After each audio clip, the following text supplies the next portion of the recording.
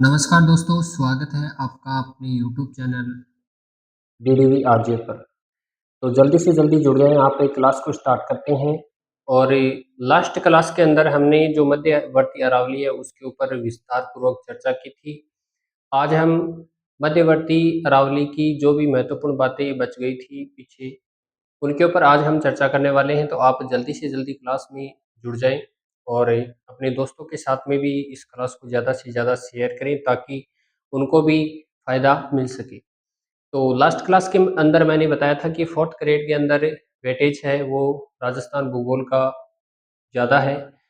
मतलब कहने का तात्पर्य ये है कि लगभग 20 क्वेश्चन के आसपास है वो 4th ग्रेड के अंदर पूछे जाएँगे। तो बहुत ही महत्वपूर्ण जो रोल है वो यहाँ पर राजस्थान ज्योग्राफी का देखने को आपको मिलेगा।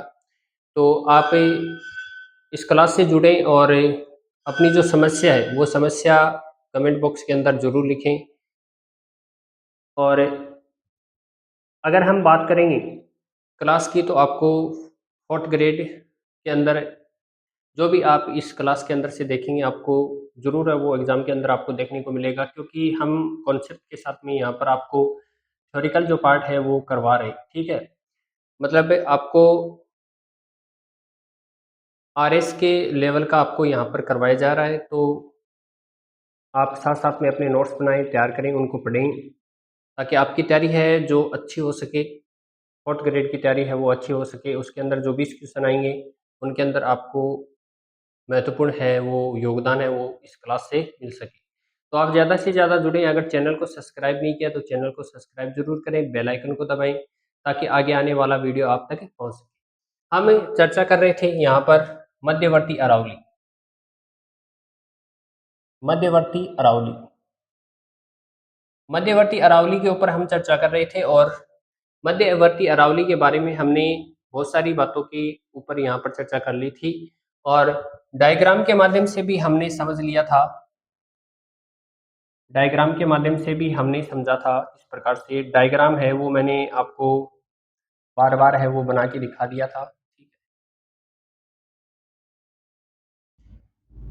अगर यहाँ से लेकर इस भाग की बात करेंगे तो ये तो आपको पता है कि मध्य अरावली है,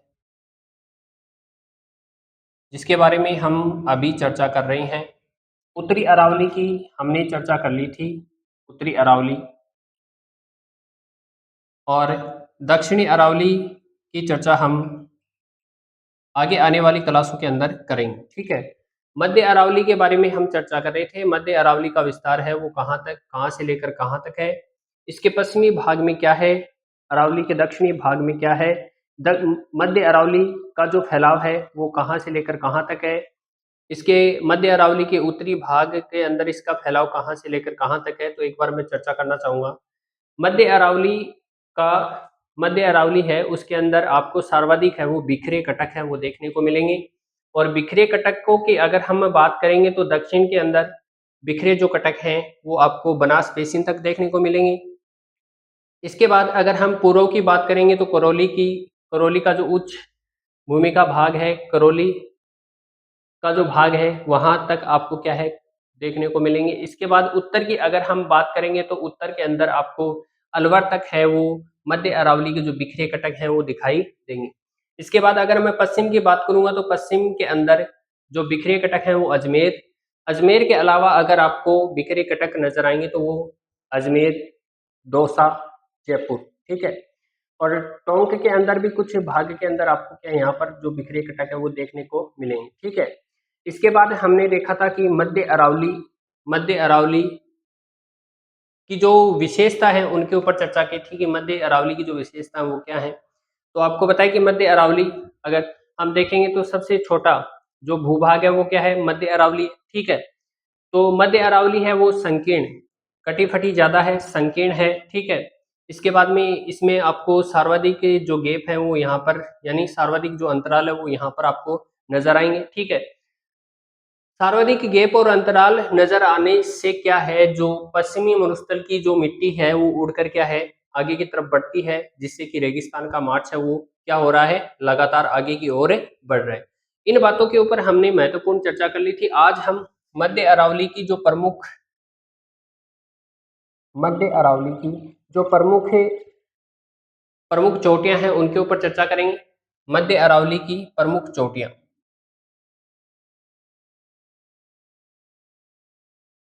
प्रमुख चोटियां, मध्य अरावली की जो प्रमुख चोटियां हैं उनके ऊपर आज हम चर्चा करने वाले हैं कि मध्य अरावली के अंदर जो प्रमुख चोटियां हैं वो कौन कौन सी पाई जाती हैं। तो मध्य अरावली के अंदर आप जल्दी से बताएं कमेंट बॉक्स के अंदर कि मध्य अरावली की जो सबसे प्रमुख चोटी है वो कौन सी है, जल्दी से बताएं। तो मध्य अरावली की अगर हम बात करेंगे तो तारागढ़, तारागढ़ की ऊंचाई बताएं आप जल्दी से कि तारागढ़ है वो मध्य अरावली की क्या है, सबसे ऊंची चोटी है, सबसे ऊंची चोटी है मध्य अरावली की। तो आप जल्दी से कमेंट बॉक्स के अंदर बताएं कि तारागढ़ की ऊंचाई कितनी है। जल्दी से आप कमेंट बॉक्स के अंदर बताएं कि तारागढ़ की ऊंचाई कितनी है।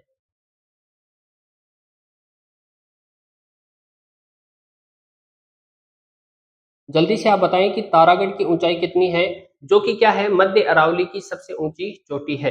तो तारागढ़ की अगर हम बात करेंगे तो 870 मीटर, 870 मीटर ऊंची है और ये क्या है, सबसे ऊंची चोटी है, सबसे ऊंची चोटी है।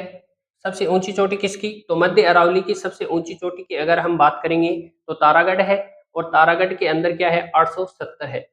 जैसे कि हम एक बात करते हैं अपवाद के रूप में आपको अन्य किताबों के अंदर मिलेगा कि गोरमजी, गोरमजी है वो सबसे ऊंची चोटी है, पर गोरमजी यहाँ पर नहीं मानी जाएगी क्योंकि ये क्या है जो हमारी मध्य अरावली है और दक्षिणी अरावली के संक्रमण प्रदेश के ऊपर है। वो किसके ऊपर है, संक्रमण प्रदेश के ऊपर है, तो उसको नहीं माना जाएगा। संक्रमण प्रदेश मैंने आपको बताया था कि संक्रमण प्रदेश क्या होता है, ठीक है। तो आप बताएं कमेंट बॉक्स के अंदर, पिछली क्लासों के अंदर मैंने चर्चा की है इसके ऊपर कि संक्रमण प्रदेश क्या होता है। तो आप ज़्यादा से ज़्यादा बताएं कि कमेंट बॉक्स के अंदर बताना आपको कि संक्रमण प्रदेश है वो होता क्या है। तो गौरम जी की अगर हम चर्चा करेंगे तो वो मध्य अरावली और दक्षिणी अरावली के बीच का ये जो भाग है, इस भाग के अंदर जो संक्रमण प्रदेश है उसके अंदर पाई पाई जाती है। तो जिसके कारण उस गौरम जी का नाम नहीं आता, यहाँ पर तारागढ़ का नाम आएगा, जो कि कितनी है 870 मीटर ऊंची है और ये क्या है मध्य अरावली की सबसे ऊंची चोटी है। इसके बाद में 2 नंबर पर अगर हम बात करेंगे तो नाग पहाड़, 2 नंबर पर अगर हम बात करेंगे नाग पहाड़, तो इसे नाग पहाड़ का नाम आपने सुना होगा, जिससे कि एक नदी निकलती है। कौन सी नदी निकलती है नाग पहाड़ से, अजमेर के नाग पहाड़ से एक नदी निकलती है जिसका नाम है लूनी नदी, ठीक है। इसके जो नदियों का चैप्टर आएगा उसके अंदर हम विस्तार पूर्वक क्या करेंगे, चर्चा करेंगे। इसके बाद देखो इसमें जो प्रमुख रूप से दर्रे पाए जाते हैं, ब्यावर, ब्यावर के अंदर क्या है प्रमुख रूप से जो दर्रे पाए जाते हैं उनके ऊपर चर्चा करेंगे। तो ब्यावर के निकट, ब्यावर के निकट 4 दर्रे पाए जाते हैं, 4 दर्रे पाए जाते हैं। उन दर्रों के ऊपर हम चर्चा करेंगे कि वो दर्रे हैं वो कौन कौन से हैं। तो पहला दर्रा है उसकी अगर हम बात करेंगे तो बर दर्रा। इसके बाद में 2 नंबर दर्रे की अगर हम बात करेंगे तो परवेरिया दर्रा, या कहीं कहीं पर आपको पछेरिया दर्रा भी आपको इसका नाम है वो मिल सकता है। तो ध्यान रखना आपको परवेरिया दर्रा या पछेरिया दर्रा, ठीक है। इसके बाद में 3 नंबर पर जो दर्रा है उसकी अगर हम बात करेंगे, 3 नंबर पर जो दर्रा है, पहला जो दर्रा है उसको बर दर्रा, ठीक है। इसके बाद में 2 नंबर पर है उसको परवेरिया दर्रा, ठीक है, या इसको क्या है पखेरिया दर्रा के नाम से भी जाना जाता है। 3 नंबर पर है उसको शिवपुर दर्रा, 3 नंबर पर जो दर्रा है शिवपुर घाट दर्रा। इसके बाद में 4 नंबर पर जो दर्रा है वो है आपका सूरा घाट दर्रा, सूरा घाट दर्रा। ये 4 दर्रे हैं जो कि ब्यावर के निकट, जो ब्यावर अभी वर्तमान के अंदर जो जिला है उसके निकट क्या है, ये 4 दर्रे हैं, जिसमें से पहला दर्रा है बरदर्रा, दूसरा है परवेरिया या पखेरिया दर्रा, तीसरा है शिवपुर घाट दर्रा और चौथा है सूरा घाट दर्रा। मैं आपसे एक छोटा सा प्रश्न पूछना चाहूंगा कि ये जो दर्रा है इसको स्थानीय भाषा में किस नाम से जाना जाता है। तो आप जल्दी से जल्दी कमेंट बॉक्स के अंदर बताएं कि ये जो दर्रा है इसको राजस्थानी भाषा या स्थानीय भाषा में किस नाम से जाना जाता है? तो जल्दी से बताएं आप कमेंट बॉक्स के अंदर, उसके बाद में हम आगे चलते हैं।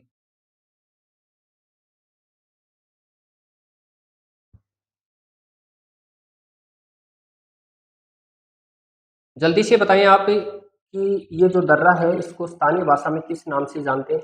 तो दर्रे की अगर हम बात करेंगे तो स्थानीय भाषा में इसको नाड़ कहते हैं। क्या कहते हैं? नाड़। एक तो देखो नाल होता है, नाल नहीं है, ये है नाड़, आड़, ठीक है, इसको पढ़ना है नाड़। दर्रे को स्थानीय भाषा के अंदर क्या कहा जाता है? तो नाड़ कहा जाता है, ये बात आपको ध्यान रखनी है। अब मेरा जो अगला प्रश्न है वो आपसे ये है कि सर्वाधिक दर्रे, जैसे कि बात करेंगे हम उत्तरी अरावली की, इसके बाद हम बात करेंगे मध्य अरावली की, इसके बाद में हम बात करेंगे दक्षिणी अरावली की।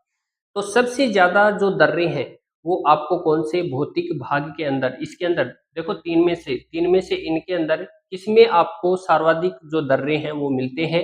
आप ज्यादा से ज्यादा कमेंट बॉक्स के अंदर बताएं कि उत्तरी अरावली के अंदर मिलते हैं या मध्य अरावली के अंदर मिलते हैं या दक्षिणी अरावली के अंदर मिलते हैं। तो इनमें से कौन से भाग के अंदर आपको सर्वाधिक दर्रे मिलते हैं?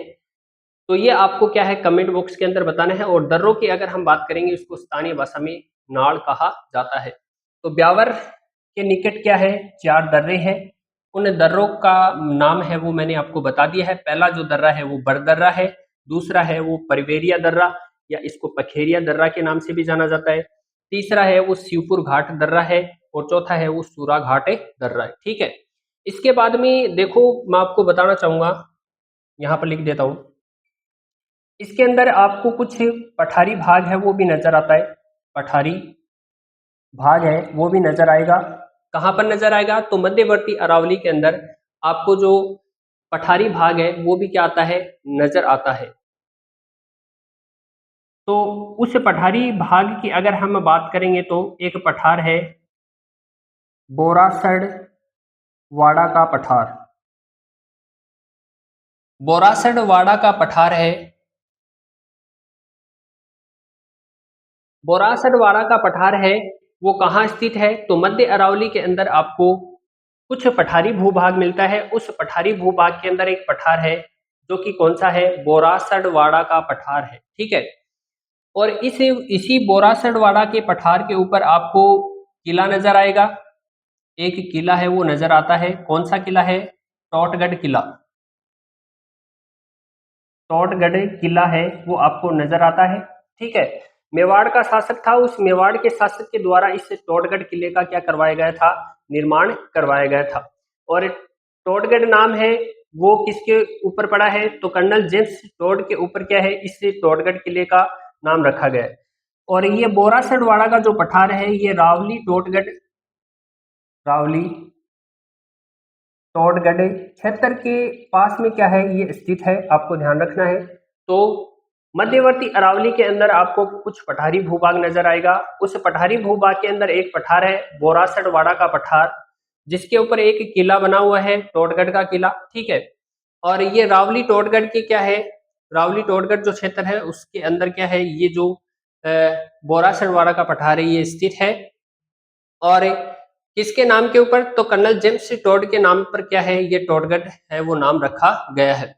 बोरासड़वाड़ा का जो पठार है उसकी अगर हम चर्चा करेंगे तो ये क्या है? संकीर्ण इसके अंदर घाटियां हैं। और ये क्या है? ये बोरासड़वाड़ा का पठार है, ये क्या है? ये इसके अंदर सर्वाधिक आपको अंतराल या गैप है वो नजर आएंगे, जिसके कारण यहाँ पर क्या है? चोरी, जिसके कारण यहाँ पर क्या है? चोरी होती थी, डाकू लुटेरे यहाँ पर रहते थे। तो यहाँ पर क्या किया?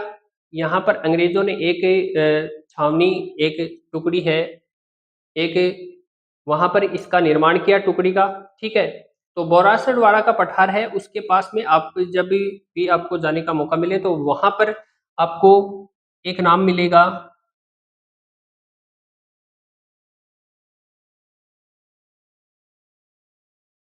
Be aware. बी अवेयर है वो आपको क्या है? BWARE,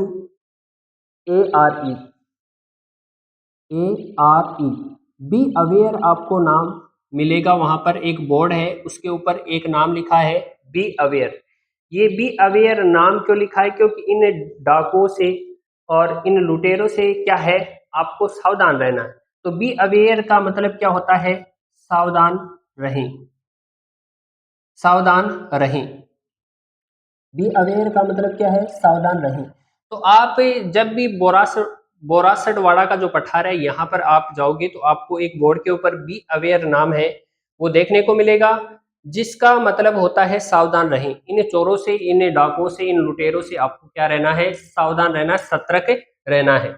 इसी बात में धीरे धीरे क्या हुआ कि ये क्या बन गया? देखो, ब्यावर बन गया। क्या बन गया? ये धीरे धीरे क्या नाम क्या बन गया? ब्यावर बन गया। यहाँ पर अंग्रेज क्या है, अंग्रेजी जो व्यक्ति हैं वो यहाँ पर आकर निवास करने लगे, छोटा सा एक स्थान बसाया और धीरे धीरे क्या है, इन्होंने इसका नाम क्या रख दिया? ब्यावर रख दिया। तो अंग्रेजों के द्वारा बसाया गया एक शहर, ये क्या है? ब्यावर क्या है? अंग्रेजों के द्वारा क्या है? बसाया गया शहर है। अंग्रेजों के द्वारा बसाया गया शहर।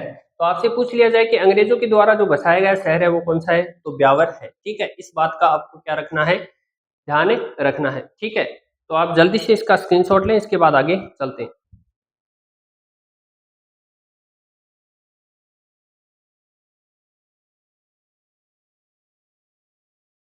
और एक छोटी सी बात मैं आपको यहाँ पर बताना चाहूंगा कि अंग्रेजों के द्वारा यहाँ पर राजस्थान की सबसे पहली जो चर्च है, राजस्थान की सबसे पहली चर्च, राजस्थान की सबसे पहली चर्च, सबसे पहली चर्च बनाई गई और उस चर्च का नाम था सुरब्रेड चर्च। सुरब्रेड चर्च थी, जो कि राजस्थान की क्या है? सबसे पहली चर्च थी, जो कि अंग्रेजों के द्वारा क्या की गई थी? बनाई गई थी। ये बात आपको ध्यान रखना है। और अंग्रेजों के द्वारा बनाई गई वहां पर एक स्कूल भी चलती है। ठीक है, तो अंग्रेजों के द्वारा वहां पर स्कूल भी बनाई गई और वहां पर राजस्थान की सबसे पहली जो चर्च है उसका भी निर्माण किया जाता है। किसके द्वारा? अंग्रेजों के द्वारा। और उसका नाम क्या था? सुरब्रेड नाम था। ठीक है, तो एक बार स्क्रीनशॉट लें, उसके बाद हम आगे चर्चा करेंगे।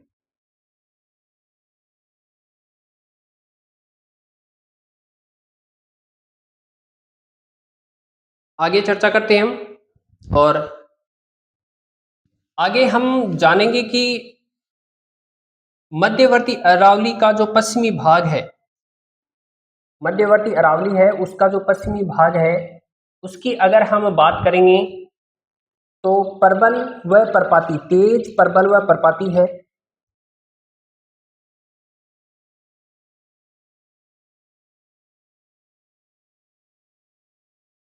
अब देखो, आगे हम चर्चा करेंगे तो मध्यवर्ती अरावली है उसका अगर हम बात करेंगे तो पश्चिमी अरावली, यहाँ पर लिख देता हूं मैं, पश्चिमी अरावली,